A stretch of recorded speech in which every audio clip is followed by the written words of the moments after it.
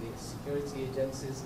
But when the people cry out and say, "Look, this is what we need," we're not saying you're doing nothing, but we're saying we need more. And that cry is what we're hoping that the federal government will hear and will do something. And then there are other international partners who have the potential capacity to support them. There are international agencies that will look at the situation and say there is a humanitarian need in this place, and they will come in and support the work of the government and possibly what the federal government is doing. So that's the essence of our commitment to community engagement and town hall meeting, because it opens up the conversation, it seeks out solutions, and then we follow through by trying to see that those solutions are actually actualized and they're activated. So that's the essence of our coming into Borno State. But we're very thankful to you, Mr. Governor, that you have given your time. I know how busy you are. I can see that you're actually working right now. And we're very happy that you've been able to grant us audience. And finally, I am hoping that you can spare some time to listen to your people tomorrow and be a part of it and also engage. We know that you're a very, very community-based person as a leader, and it will also be good to be there to hear them and share your own thoughts during the conversation tomorrow. Thank you, Your Excellency. Thank you very much.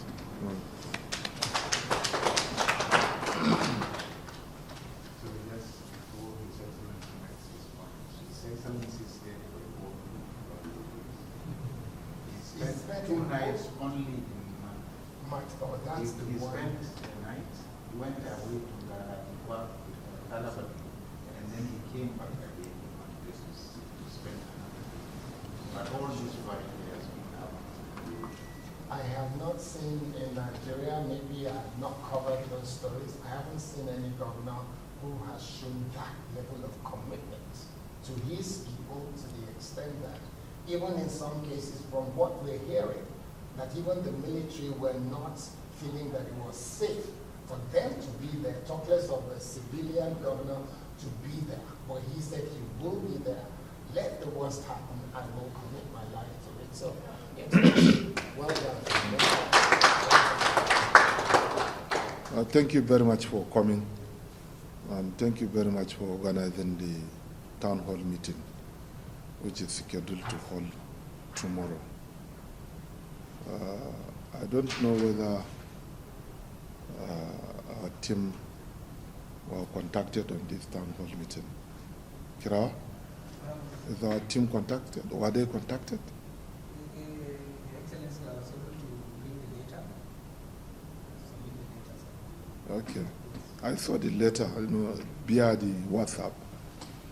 But I think we could have done much more by having more interface with my special advisor on media, whom you are interacting very well. So, but nonetheless, I am wishing you all the best.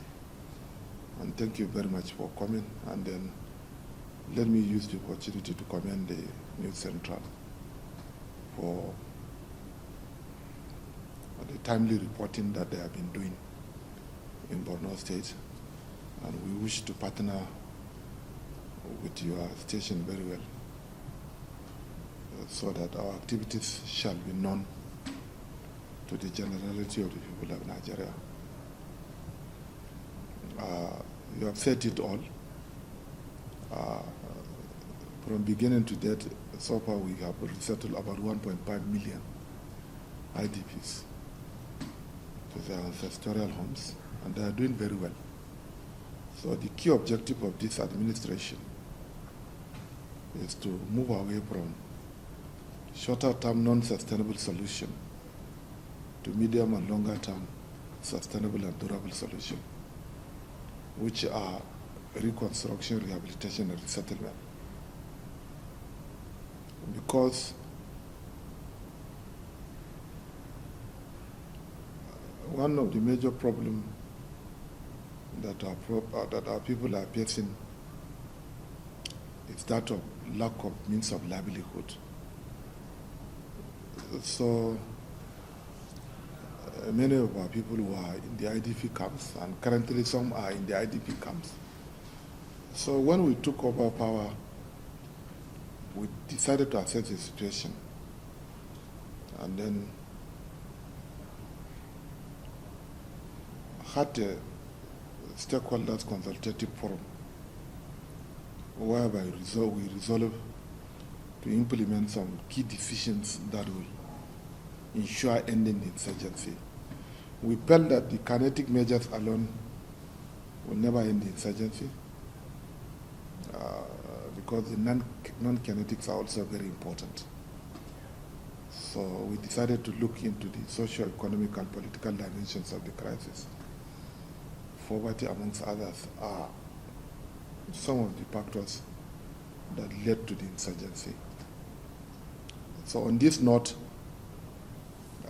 we convened a larger stakeholders meeting that includes the Nigerian military, the Nigerian armed forces, the traditional rulers, the political leaders, the community leaders, the non-governmental organizations, civil-based organizations, the victims of the insurgents, among others. So after our meeting, we came up with 17 far-reaching recommendations. One of the recommendations that we adopted is that we shall support the victims of the insurgents by providing them with better educational facilities, better health facilities, means of livelihood, amongst others. This is one of the recommendations. The second recommendation is that we should forgive the Boko Haram members, those that are willing to surrender. And then we decided to establish a local solution to this problem. We have transitional justice mechanisms that will address all these issues. So since last 3 to 4 years to date, we received nothing fewer than 300,000 repentant Boko Haram members and their families. That is a very huge success. So this, alongside with the kinetic measures, have drastically reduced the insurgency. But I want to inform you that our non-kinetic measures have yielded a very positive result because we received tremendous support from the Nigerian Army. Honestly speaking, Borno state government is working well with the Nigerian Army. Hitherto, we used to have some certain problems that it has been a long time that we are maintaining a very cordial relationship. And because of this, a lot has been achieved. So the non-kinetic measures have yielded a very positive results.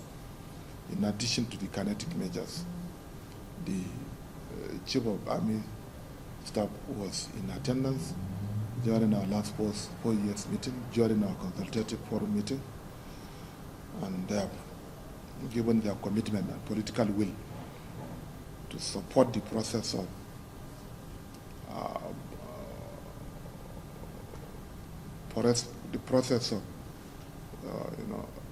what do I say, rehabilitation,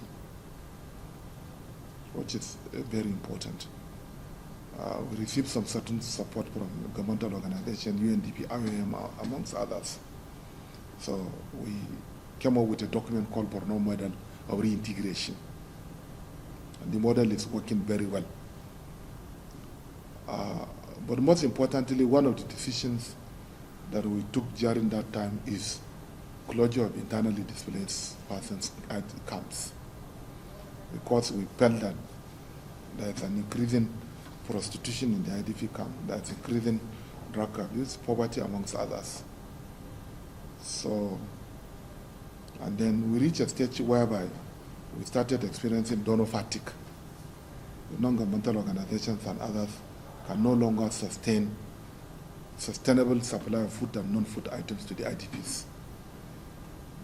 So on this note, with the support of the Nigerian Army, we decided to now rehabilitate and resettle communities. That has led to the closure of about 12 to 13 formal IDP camps within Metropolitan Council, with a population of over 500,000 within Maiduguri. Now we have only 2 informal IDP camps within Maiduguri. One is in the batch of being closed, and another one will follow. So that will now bring to an end the total numbers of IDP camps that are currently standing within Maiduguri. While we have started closing some IDP camps in the villages, all in an effort to reduce our dependency, because we felt that food insecurity is the worst form of insecurity. So we resettle people, and people have started earning their means of livelihood by themselves, and that has reduced poverty, and then generally we have started witnessing gradual return of peace to Borno State. Notwithstanding the current insecurity that we have been facing, I believe we have done well. And I want to commend not only the government of Borno State, but also the Nigerian Army, the Air Force, and indeed our gallant civilian jet for all the efforts that have been made in curbing the insurgency. The police in Borno State are also doing very well. So what has happened recently was as a result of complacency, but there is a renewed commitment from the side of the army. And I'm a very frank man. We started working together, and then we have also witnessing now, gradual defeat of the insurgency in recent times. Many of them were killed in almost most of the locations. And government has also taken proactive measures. But it is not yet Uhuru. We still need more in terms of rehabilitation and resettlement. The federal government has promised a lot of things. The army is bringing a lot of technological warfare, because nowadays it's not possible to defeat the insurgents using soldiers on the ground only. We need air power, we need sophisticated drones, amongst others, because Borno State has a very vast land of about 72,400 square kilometers. And we believe things are getting better. So our recovery effort has yielded positive results. We started since 2019. We received a lot of support from the then government, or the administration, and then we also received a lot of support also from the federal government in terms of reconstruction, rehabilitation, and resettlement. We have repatriated some of our refugees that are living in the Republic of Chad, Cameroon, and Niger to Nigeria. And we are working closely with the Federal Ministry of Humanitarian Affairs to repatriate the remaining ones.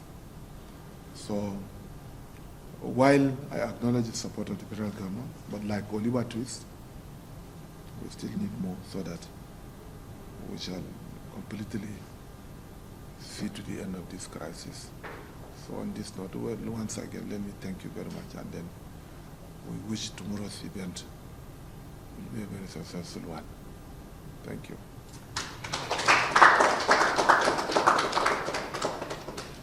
So, Excellency, thank you so much, and I say thank you to the members of the cabinet who are here, and we appreciate your presence. And I'll use that opportunity first to apologize that for all the members of the cabinet who have not been invited or informed during the course of the last few weeks that we've been planning this.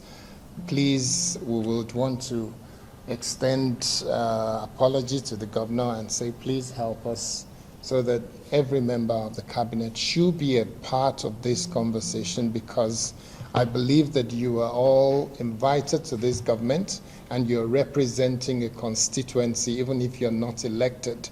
So your position is you're representing a constituency, and you should represent that constituency during the course of our conversation tomorrow.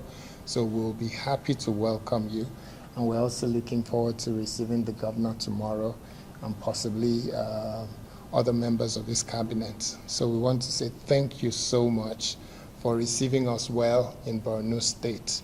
And we are praying very, very aggressively that there will be continued peace in Borno State for a long time to come. Amen. So thank you very much, Your Excellency.